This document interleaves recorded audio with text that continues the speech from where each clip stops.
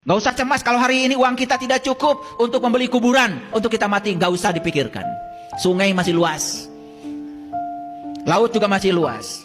Mau balik ke laut, mau bola ke sungai, tetap aja mulang ke asal. Asal nanti dunia, balik ke dunia. Itu raga. Tetapi diri sejati kita kan asalnya dari Allah, harus kembalinya ke Allah. Makanya harus tahu jalan untuk pulang ke Allah. Dan selama ini banyak sekali kita melakukan aktivitas yang mengikuti kebanyakan orang, yang populer, sementara kita tidak mengerti itu aktivitas buat apa.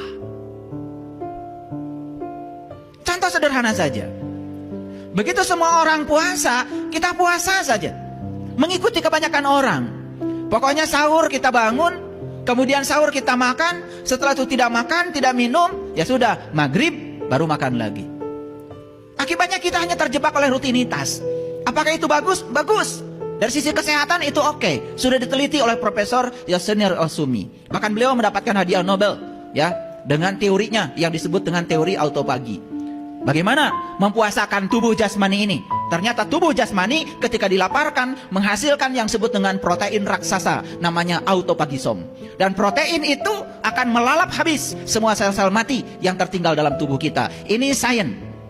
Gaul dikit makanya. Tetapi apakah cukup? Tidak. Karena Rasulullah mendefinisikan saum berbeda dengan puasa. Kata Rasul, lisoimi farhatani, farhatun inda iftarihi, wa farhatun inda liqa'i rabbih. Ada dua kegembiraan bagi yang saum. Satu ketika berbuka, dua jumpa dengan Tuhan.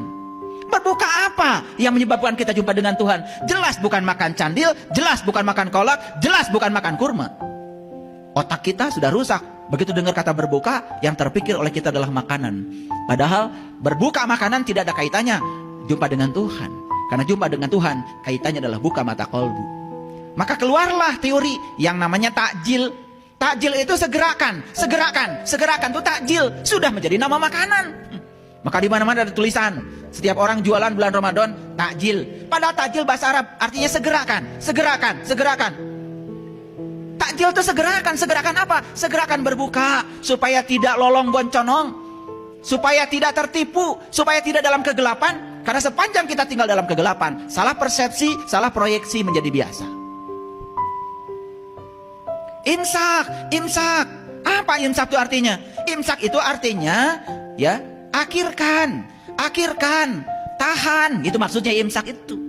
Kalau kita sudah berbuka, akhirkan, jangan sampai nutup lagi. Tahan. Itu maksudnya. Taunya imsak itu batas untuk tidak makan, tidak